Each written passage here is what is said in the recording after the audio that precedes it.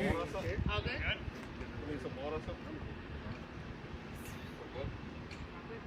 All right. Good afternoon, everyone, and thank you all for coming. I do have a prepared statement this afternoon, and I will open up for question and answer after I'm done with that to address any of your questions. So thank you all for coming, and I want to address the rain event we experienced this morning. I know rains like that cause us all a great deal of anxiety. That's why we're here to tell you what we know. But I need to be clear, we don't know everything yet. We will keep looking into our responses, and as always, we will look for ways to improve. First of all, this was an unforecasted event. The National Weather Service issued a flash flood warning at 7:50 a.m. this morning. By that time, the rain was already coming heavy, and already more than 3 inches had fallen in the mid-city area. When the storm was over, more than 4 inches fell in the vicinity of Station 2, 3, and 17.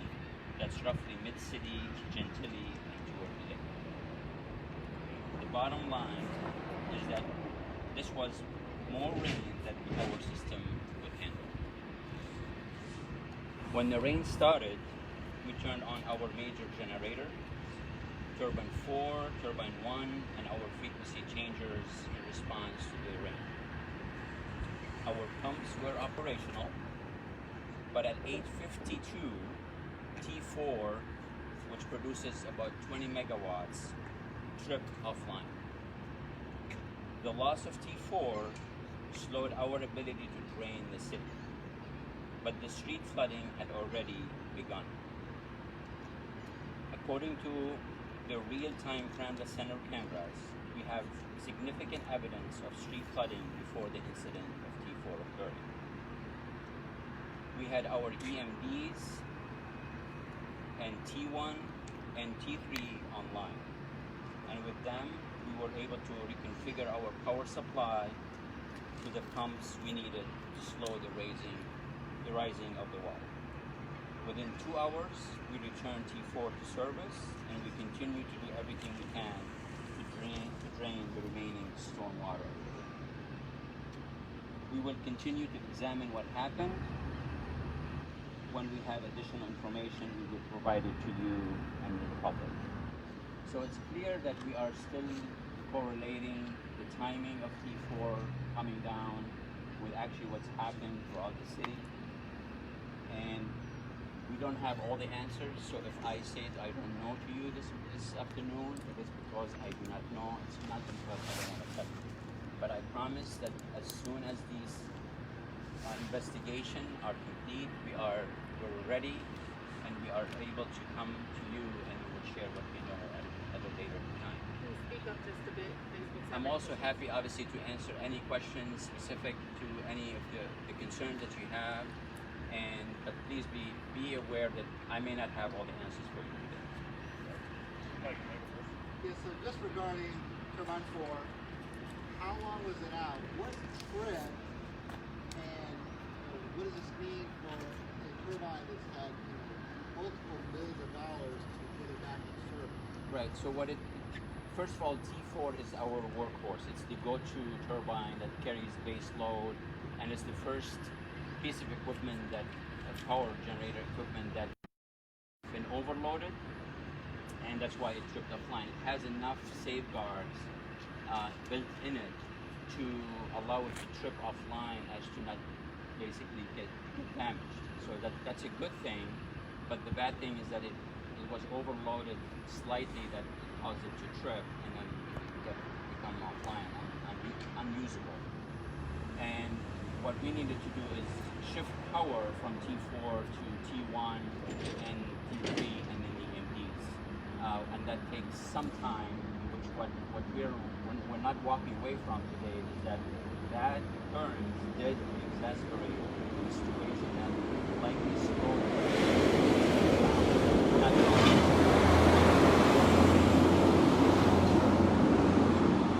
the point I was making before was being transparent relative to T4 and the impact is that the amount of rain that came down all at once overwhelm the system.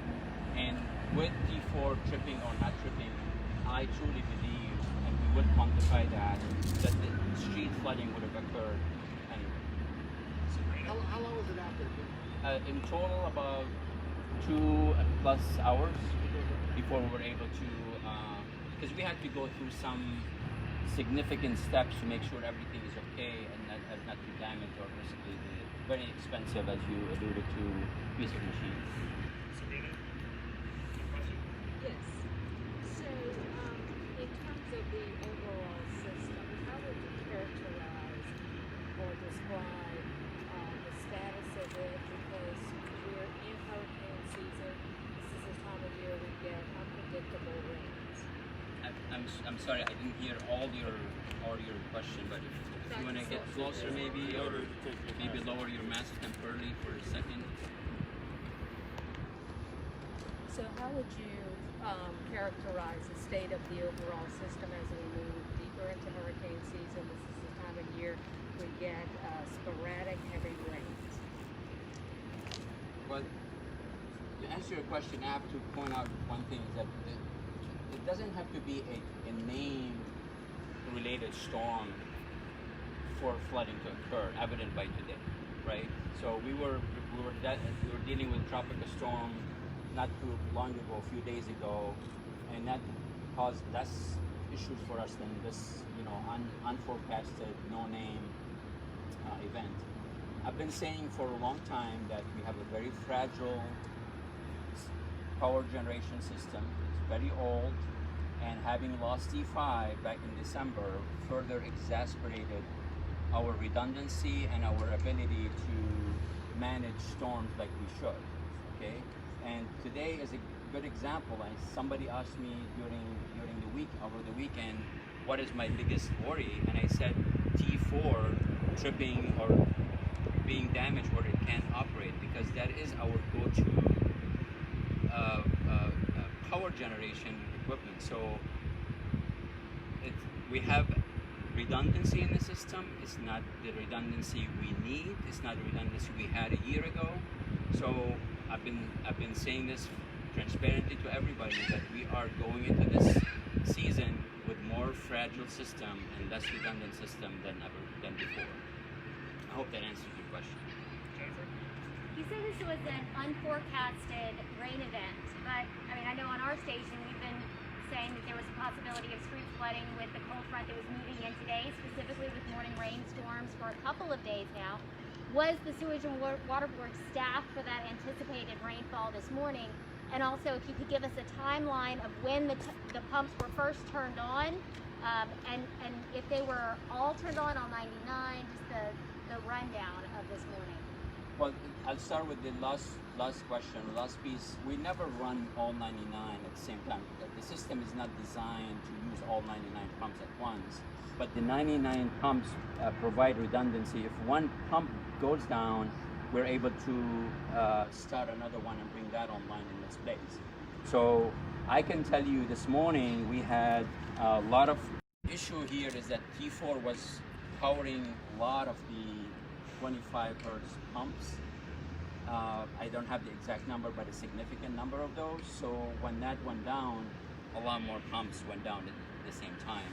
But with us reconfiguring the power, we were able to generate power and power these pumps and allow the pumping to continue. We saw a piece of heavy equipment brought into the Orleans Avenue pumping station. Did something happen there? And can you also say when pump station 7 in Lakeview was activated? The second is, yes, I'm sure 7 was operational. I don't have any information that was an issue for us, but we'll continue to look into that. I don't have the answer for your first part. I'm not sure what happened there, but I'm happy Rich will take a note and respond to you at a later date. Yes, I have 2 questions. One, how long exactly were you out of however much power you felt you needed to adequately run the system with Turbine 4 out? How long was that time period? And my second question is, do you know exactly what the overload threshold is for Turbine 4? So you saw it today. What is that threshold? So T4 is designed to produce roughly 18 to 20 megawatts, and I believe we may have exceeded the 18 minimally, but enough obviously to trip it offline. I don't have the exact number, but we will be able to produce it hopefully sooner rather than later. So could that have been avoided? Possibly, and that's one thing we'll look at as an action, after action plan in terms of lessons learned and what we could do to avoid that. I don't have an exact number, but we were able to switch power from T4 to the EMDs, which they're really not designed to kick. You don't flip the switch and they start running. It takes time to warm up and getting them online. I don't have that exact number, but it's not the 2 hours, certainly. It took us about 2 hours to bring T4, but in the meantime, one and EMDs and frequency changers kicked in and took its place. How long did it take for the EMDs to kick in? I guess that's the question. What? We can get that information. Okay. Yeah, I don't have a specific number, but it's not 2 minutes. It's not 5 minutes. Okay. It's half hour or more. We saw some areas over on Broad and downtown where Public Works lifted up the street drains and the water went down immediately, suggesting that there were some blockages in the storm drains. Would you say that the city had adequately cleaned those storm drains preparing for Cristobal, or do we still have significant problems there? And also, was there an issue with T3 before Cristobal? Is that correct? First question regarding DPW, I know we coordinate very, very smoothly and seamlessly with them. They had 5 inspection crews out today in anticipation, and they know the vulnerable areas versus not.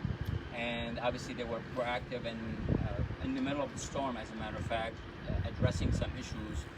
And that's certainly helped by unclogging the catch basin, allowing the water to go down.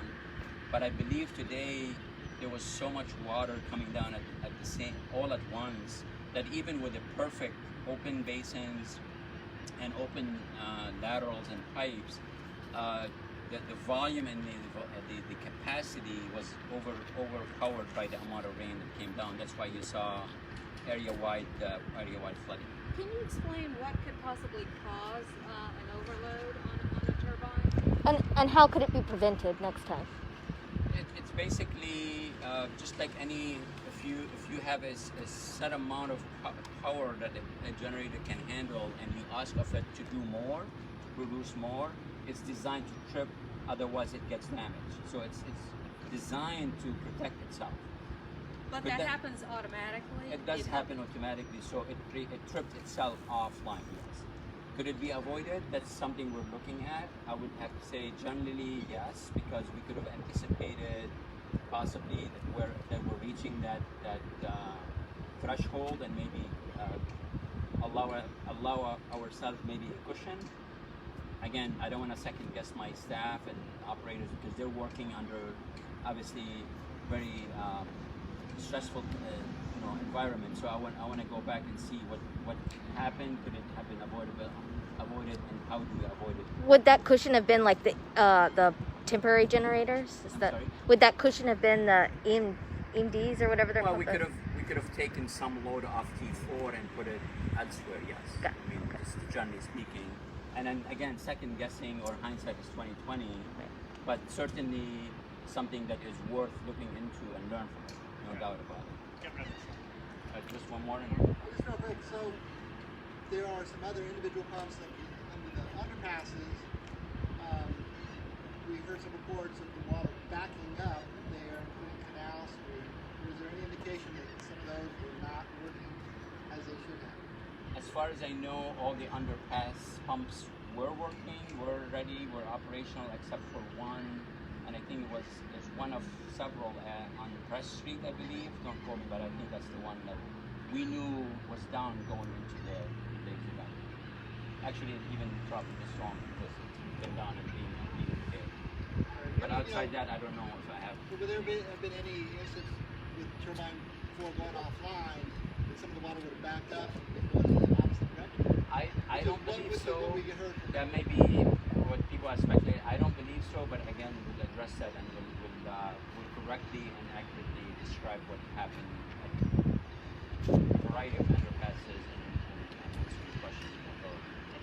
Thank you Thank so you much. all. Appreciate it. All right.